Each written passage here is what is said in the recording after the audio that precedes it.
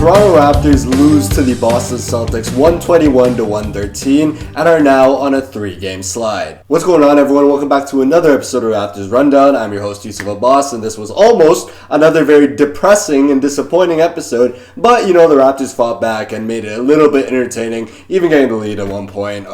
This was almost a very sad episode, but I was a little bit rejuvenated by the effort that we showed in the second half. But still, like I would say about those wins against those trash teams, a win is a win and a loss is a loss. It's not going to say your efforts or how much of a comeback you almost had in the final score. The final score is all that matters, and this is another loss for the Raptors, and we are now 15-10. And the major storyline is about how much of a hole we put in early. I mean, starting off this game, Brandon Ingram had 3 really early turnovers. It was within the first minute, and he had 3 points and 3 turnovers. It was insane. There was a lack of effort. The Celtics were just hitting shots at will, getting easy looks at the rim from 3, wherever they wanted, to be honest. Shout out to Ochai Agbaji and Grady Dick. Those are 2 players that came in and gave us a much-needed effort off of the bench. Derek White was torching us early and getting a new look towards him. It really helped up an extremely ugly quarter. Honestly, the score in that first quarter does not give us justice, but those 2 players, they salvaged it a little bit, and we only went into the second quarter down by 8. This is where we saw the first look at some AJ Lawson minutes, and he actually went in there,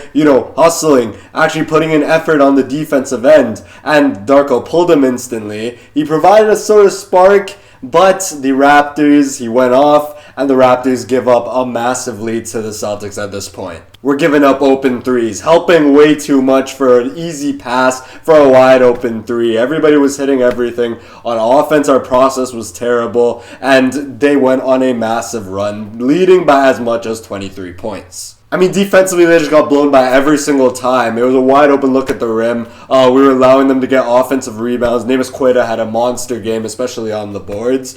This is another game where we see an example of why we need another backup big or just another big body in there. And yeah, the Celtics proceeded to absolutely destroy us in this quarter, outscoring us by 10. So they went into the second half up 18 points. It felt like the biggest issue with the Raptors at this point and a little bit into the third quarter was that we were playing at their pace, which is a lot slower of a brand of basketball. And offensively, our process is much harder when we have to set up our half-court offense instead of running in transition. And then defensively, we really struggle to defend when teams slow it down. We're good at sort of causing controlled chaos on the defensive end. So the Celtics were slowing it down, playing at their pace, and that caused us a lot of issues. But then something interesting happened. We actually started to pick up our on-ball defense, pick up our physicality on the defensive end, and we started to get a string of stops. It was Ochai Agbaji, Colin Murray-Boyles, Jamal Shead, Sandro Mamukelashvili, a little bit of Scotty Barnes, and the biggest, if I had to give a player of the game for the Toronto Raptors, they would go this man, AJ Lawson. The biggest word, and I think Alvin Williams talked about it on the broadcast, fight. They actually went out there and battled a little bit, started playing to their pace, forcing steals,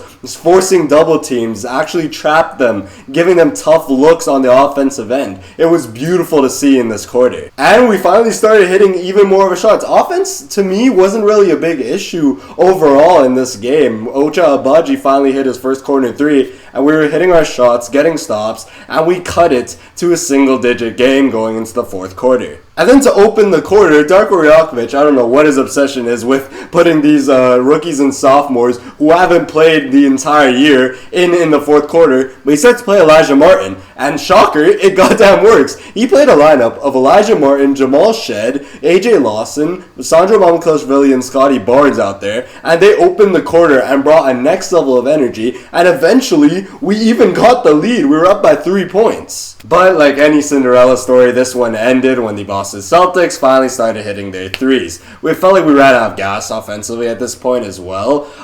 It was quite weird though. Darko Rajakovic took off AJ Lawson, Sandro Mamukelashvili, Ochai Agbaji a little bit earlier than I would have, and to be quite honest, I would have completely kept them on the floor. I would have trusted the guys who brought you back into this game to actually close the game. Because at this point, guys like Emmanuel Quickley and Jacoby Walter, they haven't really shown me any reason to be on the floor. I get Emmanuel Quickley has had good games closing, but like you give the chance to the people who brought you back into this game, like an AJ Lawson. Overall, people make such a big deal about the offense, but tonight, to me, it was the defense. It was a low effort, and it put us into a hole that was impossible to get out of. Another big talking point relating to this is seeing Colin Murray-Boyles only get 6 minutes tonight.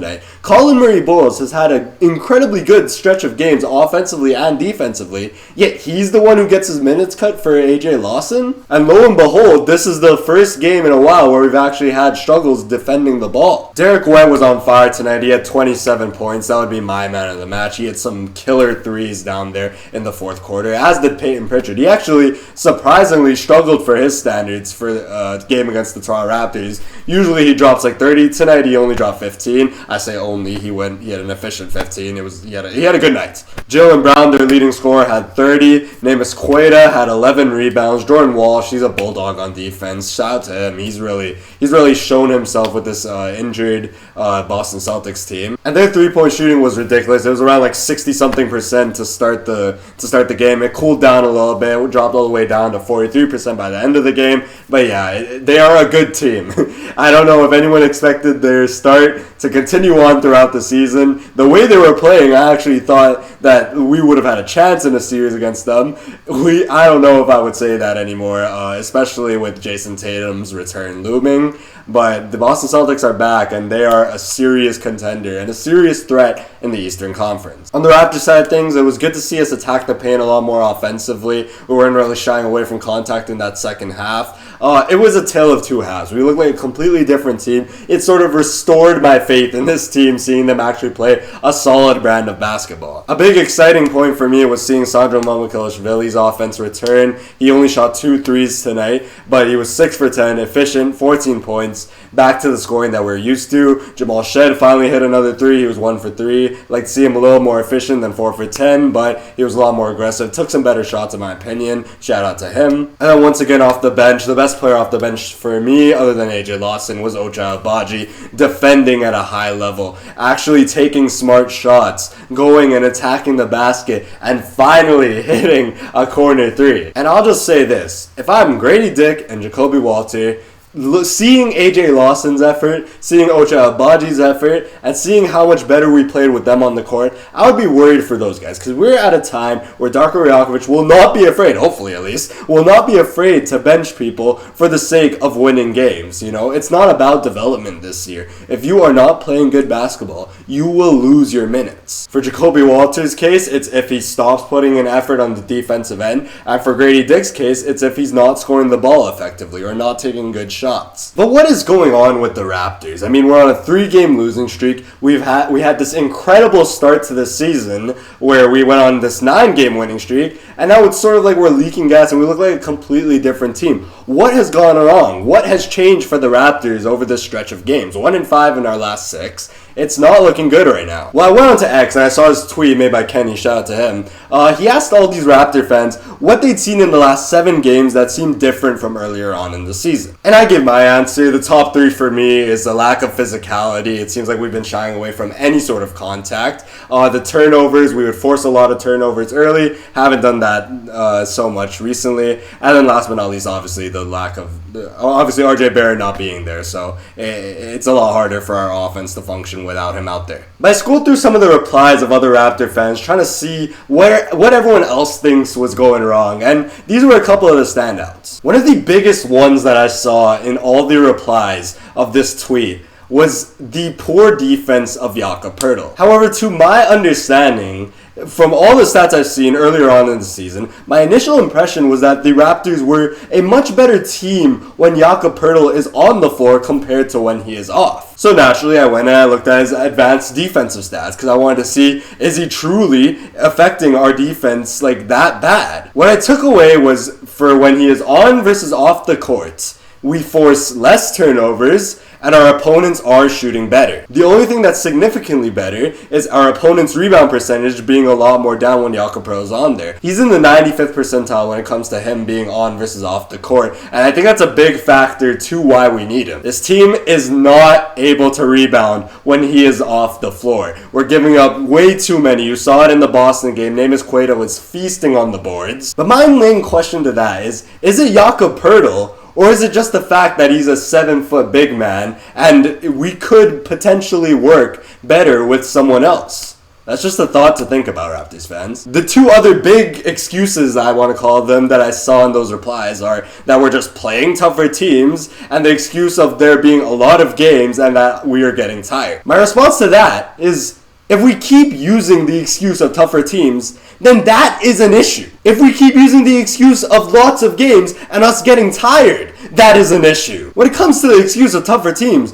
I don't know what anyone expected. We were not going to be playing the Washington Wizards, Brooklyn Nets, the Indiana Pacers. I can't even say the Charlotte Hornets because they beat us twice. We're not going to play these bottom teams all season long, and especially not in the playoffs. We can't just say, oh, they're playing these tougher teams. This is an excused loss. No, we have to learn to be able to beat these tougher teams. And it's not like the opportunity hasn't been there. With the Boston Celtics game, we were up in that fourth quarter after making a miraculous comeback, and you could argue that if we had played seriously in that first half, we would have won. The Lakers game, it came down to a final buzzer beater shot and Rui Hachimura. You could argue that if a couple of calls went our way, if a couple of players played better, we would have won that game. But to me, our late game execution and some of our offensive schemes just have not been good enough. We have the talent to beat these teams. I'm not saying we're not talented enough. And that can't be an excuse just saying that, oh, these teams are just better than us. We're capable of beating these teams. It is just a matter of going out there and actually executing and actually going out there and beating them. It's to a lesser extent, but Portland is a good team in my eyes. And that is one of the games where I was the most proud of our win.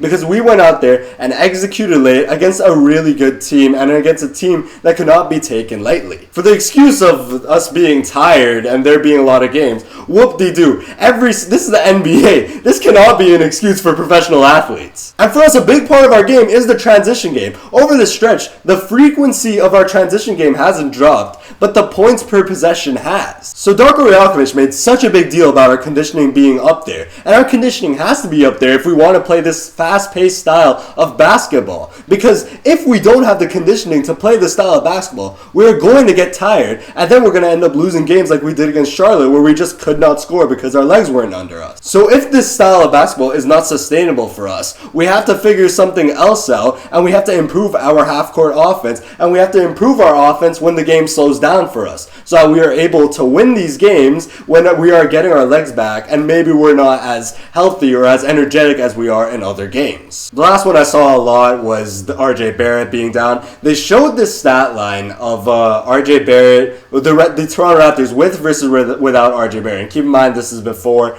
the Boston Celtics game. With him, we were 12-5. Without him, we were 2-2. With him, our points were at 121. Without him, they dropped to 103. Our assists went down from 30 to about 27. Our field goal percentage went down by about 7%. And our free throw attempts went down by about 7 free throws. So clearly, we really need RJ Barrett. Here's the issue. We don't have RJ Barrett for at least now we have learned another week. So how are we going to make do? I think that having RJ Barrett relieves the pressure off of guys like Brandon Ingram, Scotty Barnes, and Emmanuel Quickley. And RJ Barrett being out has meant that Brandon Ingram especially has received a lot more attention than before. Because before, if you would double or triple Brandon Ingram, he would have the cutting RJ Barrett, who's an excellent cutter, right there as an option for him every time. So you have to watch out for that. Some teams were eventually just saying, all right, we'll play Brandon Ingram one-on-one. And then especially in the clutch, he is automatic when he's being guarded one-on-one. So to me, I think the biggest solution is finding another source of offense. Whether it's Jacoby Walter, Sandro, Jamal Shedd's been out there with the starters a lot, Grady Dick. Someone out there needs to start scoring and being another source of offense so that the pressure gets taken off of Brandon Ingram, Scotty Barnes, and Emmanuel quickly. Because if Grady Dick or Jacoby Walter or Sandro, they aren't shooting particularly well, then these teams are just going to leave them open or leave them with a little bit of room. You saw it especially in the Lakers game when we tried playing Sandro with the starters. He wasn't shooting the ball as good as he had in the past, so he was being left wide open way too much. He ended up shooting 3 for 9 on the night. Next up, we have a game against the New York Knicks. Right now, we know we have no RJ Barrett. Jamison Battle's probably doubtful, and now Jamal Shead has been added to the injury report, questionable with a right quad contusion. This time around, at least we have Jakob Poeltl, so the big key, do not let them out-rebound you. They killed us on the offensive boards last time, so there's no more excuse of not having your big man. I also want to see us limit the three-point shots. This is a team that likes to get out there and take a ton of threes, so you need to make sure that you limit those attempts. You need to be running out, closing out quickly, and closing out well on the three-point line. They might not have Cat, they don't have Deuce McBride, so that's two really good three-point shooters. They have OG Anunoby back, so you need to watch out for their shooters. Josh Hart caught fire last time. You can't just give them wide open looks. And last but not least, the most important one. You saw it. You saw the difference in this Boston Celtics game between the first and the second half. You cannot shy away from being physical, especially on the defensive end. This is going to be an NBA Cup quarterfinals game. The referees are going to allow these teams to play. If you are out there shying away from contact, complaining about the smallest bit of contact on the offensive end, you are going to lose this game. And then defensively, if you are not fighting over screens, I swear to God, if these guys go under on one more screen, I'm going to crash out. If you are not fighting over these screens, and you know when you fight over a screen, half the time it ends up being an offensive foul or an illegal screen. Trying to force steals, getting your hands dirty, bringing energy off of the bench. These are all things that I want to see, and these are all things that we need to do if we want to beat the New York Knicks. We're going to need a big scoring game from Brandon Ingram. I think this is a game where he really needs to step up. He stepped up on national TV last time, so maybe he's a riser for national TV. We'll see. And Scotty Barnes is the anchor of this defense, but we're going to need someone else to step up against Jalen Brunson because I don't know if they'll put Scotty Barnes on him, and if they do, then we're going to have someone else on Mikal Bridges or OG Anunoby. So someone else is going to have to step up on the defensive end. I'm hoping that it's Jamal Shead taking on that challenge. Hopefully he's healthy for the game. Hopefully he takes on that challenge of Jalen Brunson and guards him effectively. Jalen Brunson's always going to get his. He didn't even have the best game last time, so I'm expecting him to be a lot better. But yeah, hopefully we can pull this out because I really want to see my team in Vegas. But yeah, with that being said, thank you guys so much for watching. If you did enjoy, be sure to like, subscribe, and comment. And I will see you guys in the next episode of the Raptors Rundown.